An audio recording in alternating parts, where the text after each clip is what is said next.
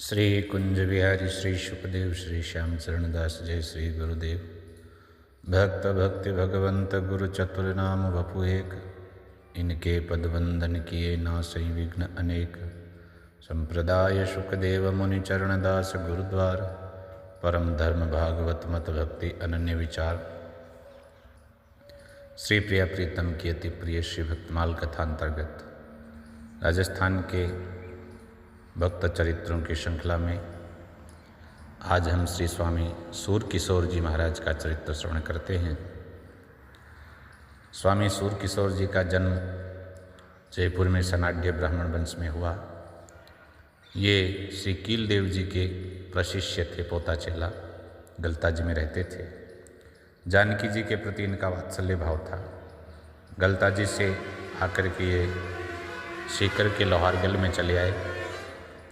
वहाँ संतों की किसी जमात में रहने लगे और जानकी जी की एक मूर्ति को पुत्री रूप में सदा अपने साथ ही रखते थे। बाजार जाते तो भी अपने साथ ले जाते, मिठाई खिलौने आदि दिलवाते।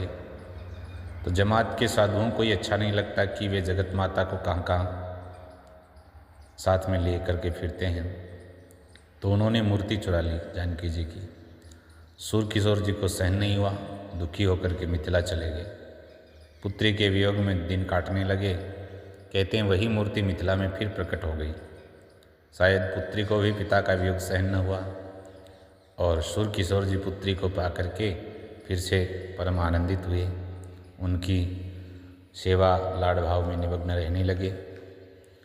जानकी की सेवा हेतु रिद्धि सिद्धि आदि आज्ञाकारिणी दासियों के रूप में सूर किशोर जी के निकट सदा उपस्थित रहती थी और जब जैसी आवश्यकता होती वैसी ही सेवा करती। सूर किशोर जी उनका जन्मदिवस बहुत धूमधाम से मनाते।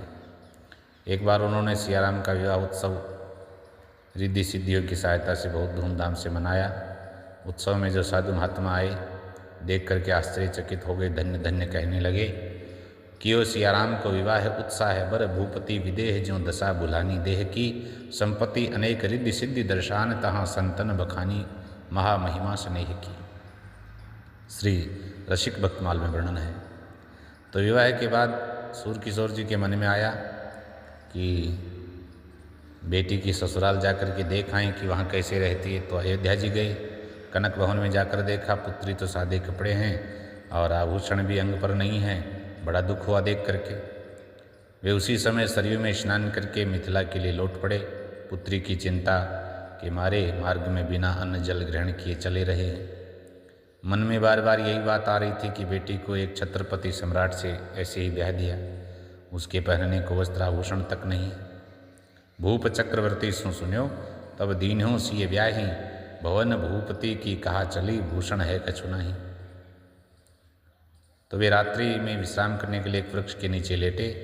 अर्धरात्रि के समय सिया जी ने दर्शन दिए तो उस समय दिव्य वस्त्र आभूषणों से सुसज्जित और सखियाँ उनके साथ में थी हजारों। पिता के चरण पकड़ के रोने लगी और बोली, पिताजी आप बिल्कुल दुख न करें, आप बड़भागी हैं, आपकी पुत्री को धन संपत्ति का कोई अभाव नहीं। पितु कही पद परि रोवन लागी, कहो पिता तुम हो बड़भागी, मोहि न कछु संपत्ति की हानि, लीजे सहस शक्र सम जानी। राम रसकावली में वर्णन आता है। तो सूर किशोर जी की चिंता चली गई, प्रसन्न मन से मिथिला लौट आए। सिया जी को अवधपुरी में सब सुख था तो भी वे क्या पिता को भूल सकती थी। कभी कभी मिथिला आकर के पिताजी को देख जाती और स्नेह की दो बातें करके उनको सुखी कर देती। सूर किशोर जी जानकी जी के प्रति अपने वात्सल्य भाव के कारण अपने को महाराज जनक जी का भाई और राम को अपना दामाद मानते थे। तो दामाद को बेटी का बाप कुछ दिया ही करता है, लेने का तो कुछ प्रश्न नहीं। इसलिए एक बार जब राम जी ने सूर किशोर जी से वर मांगने को कहा तो उन्होंने दर्शन देते रहने की सिवा और कुछ नहीं मांगा।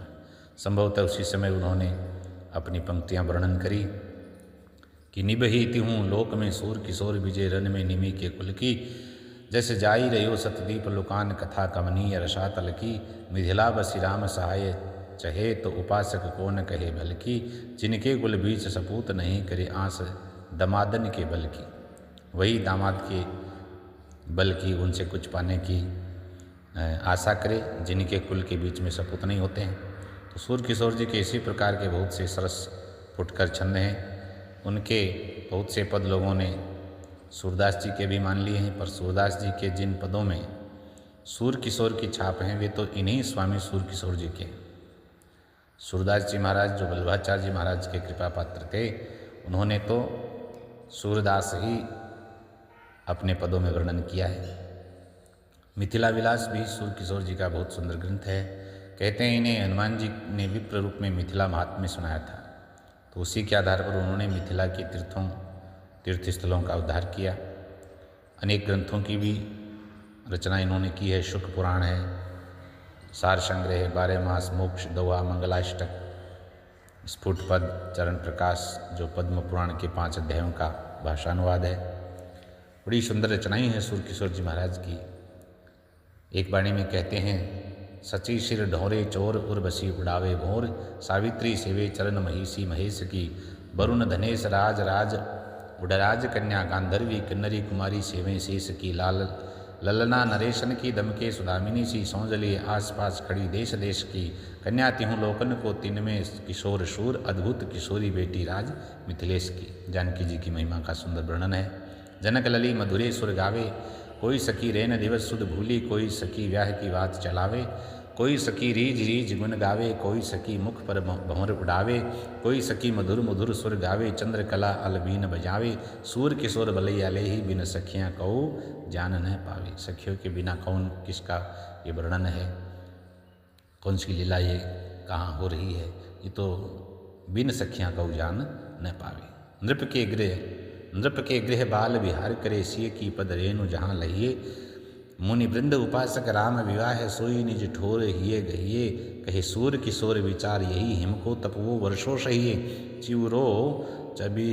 चिवरो चबके फलवो बखी के, मिथिला मह बांध कुटी रही।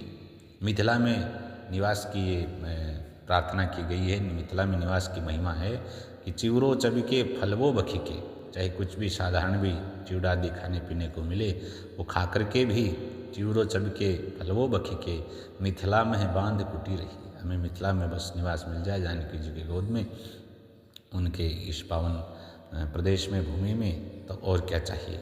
तो इस प्रकार श्री स्वामी सूर किशोर जी महाराज, जिनका जानकी जी के प्रति वात्सल्य भाव था, बड़ी कृपा इन्होंने श्री जानकी जी की प्राप्त की है। जय जय श्री